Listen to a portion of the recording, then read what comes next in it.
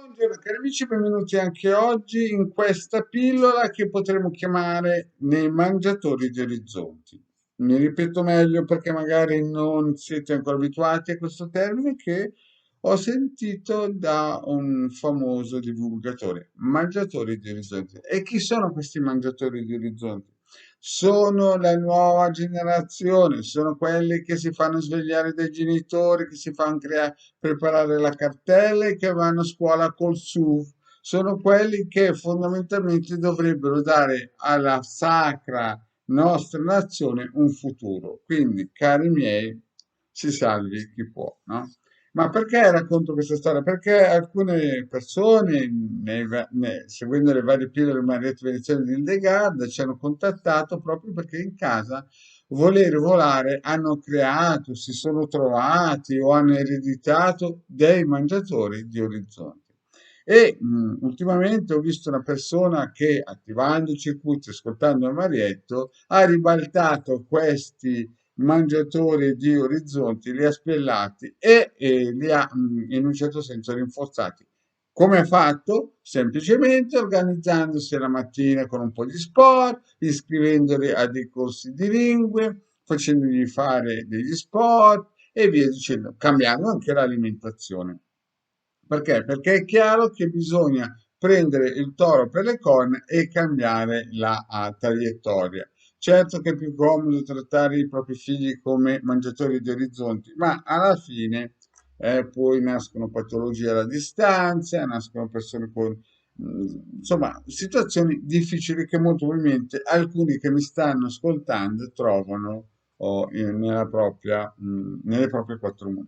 Quindi, cosa vi consiglia sia Edgar che Maletto Veneziano? Prima di tutto di attivare, ad esempio, questo circuito che serve per allontanare giuramenti, incantesimi e anche maledizioni, perché chiaramente non è che il mangiatore di orizzonti o quelle persone che vengono cresciute a pane, biberon, Netflix e PS4, insomma, vengono creati così. Ci vuole anche il genitore che abbia poca dimestichezza con la realtà, o meglio, è stato fagocitato magari da piccolino, vuoi per sudditanza psicologica alle mode, vuoi perché non aveva la schiena dorsale dritta, vuoi perché aveva dei genitori un po' che quando c'era da fare si voltava dall'altra parte prendendo tutte le scuse del mondo, va da sé che poi i nipoti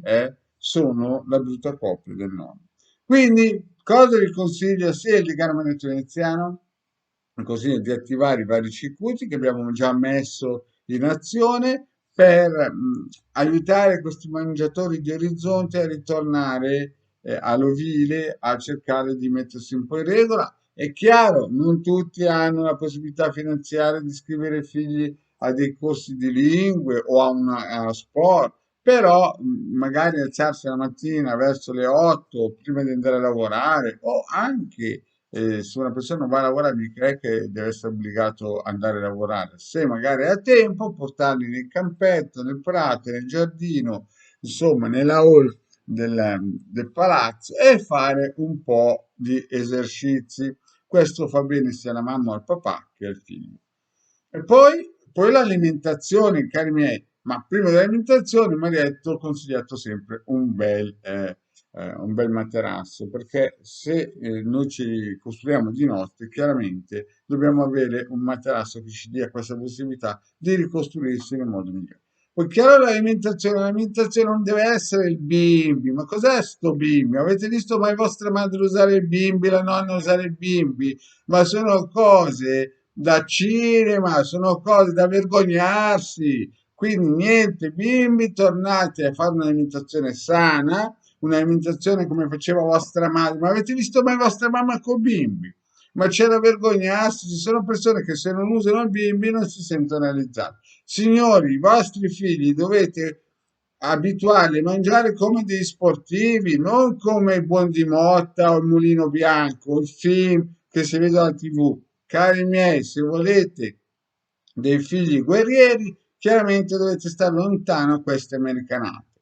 a cena, a pranzo bisogna cucinare come una volta, perché sennò questi già saltano fuori dal letto che magari non fanno ginnastica, magari sono un pochettino, non dico ignorantelli, perché figuriamoci, no? Tutti hanno degli Einstein in casa, e poi vi incominciate a cucinare delle pietanze da 7-8 mila calorie.